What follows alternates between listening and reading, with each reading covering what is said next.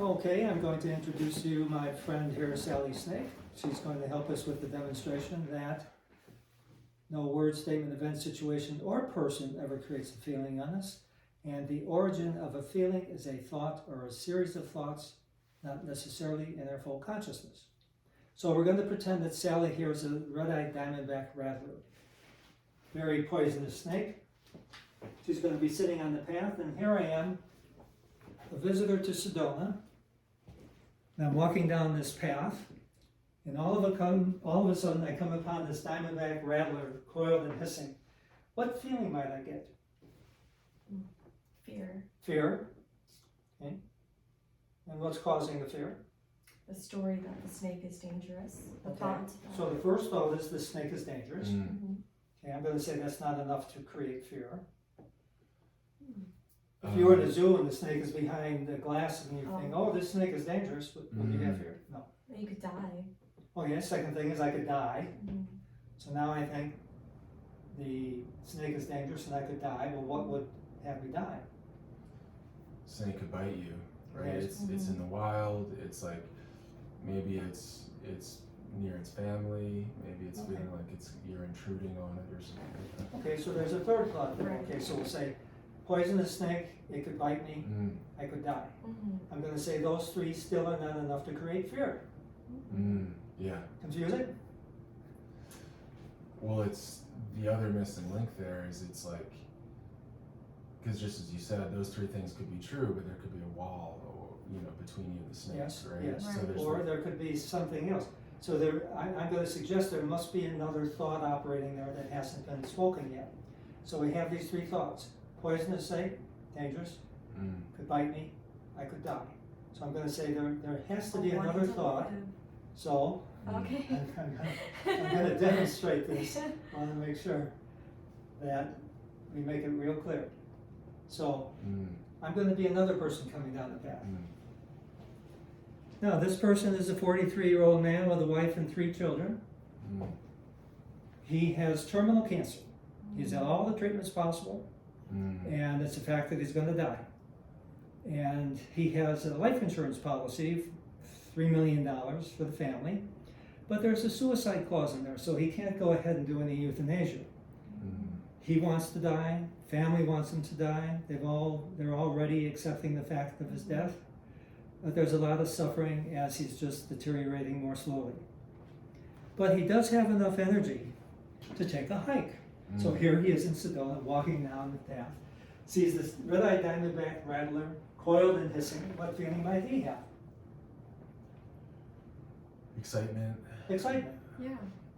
relief. and relief. Relief. Excitement and relief. So You what's need giving him the excitement and relief?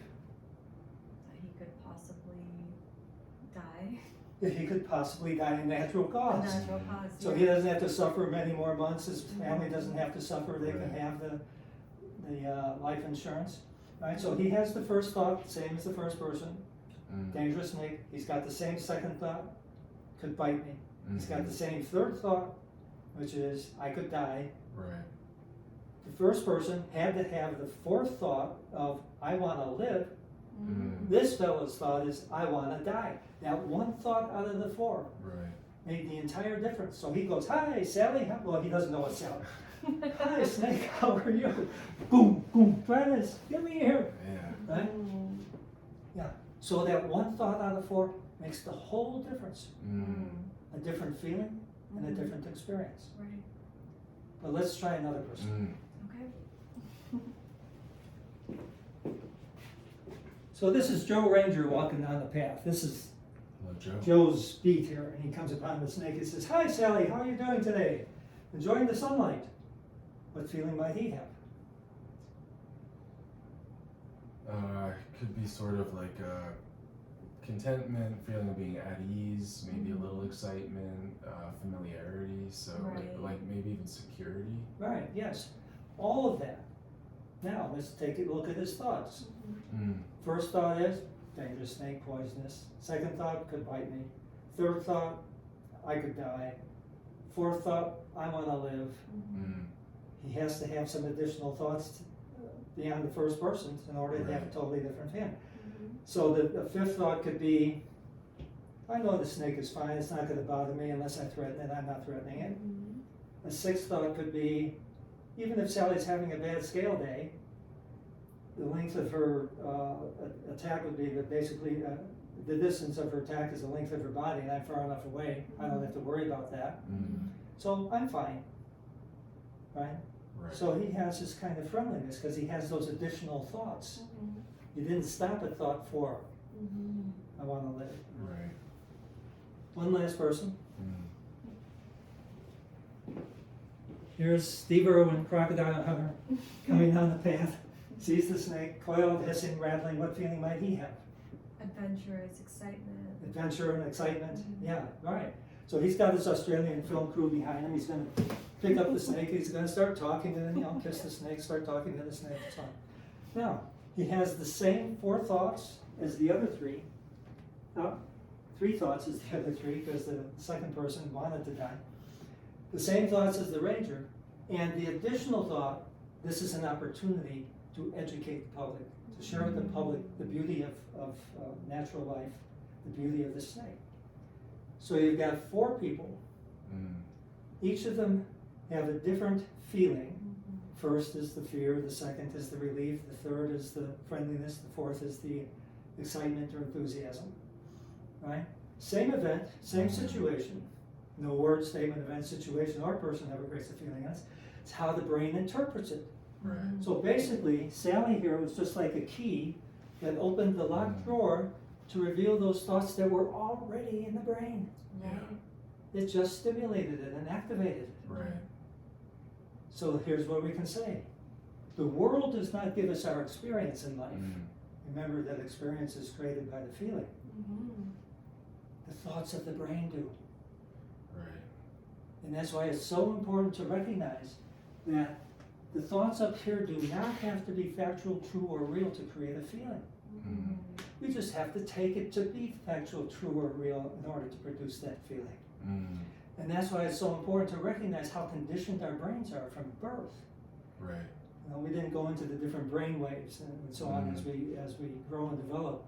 But we don't get into these kind of analytic thinking brains until we're teenagers. Right. Before that, we're little sponges just absorbing the information around us.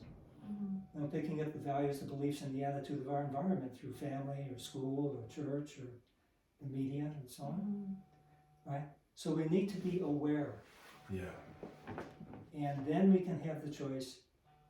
And especially when it comes to a disturbing feeling, gee, I better go check my story up here. Before I act or respond, I want to make sure that I've got truth, fact, and reality going on in my head. Mm. Next time, we're going to go into that. Mhm. It's going to go into bringing in the editor function, how to work with the disturbing feelings, find the thoughts behind them, and Mhm. see Mm. how to get things aligned with fact, truth, and reality. Absolutely. Also, I kind of see a parallel between, as Ranger Joe had more understanding of the snake, there was Yes. less fear. And I feel like Right. we're trying to do similar things with feelings and emotions. Right. And in some ways, a lot of us are like that first person. Mhm. Yes. We just don't understand these things. And because we don't understand, of course, they're going to be scary.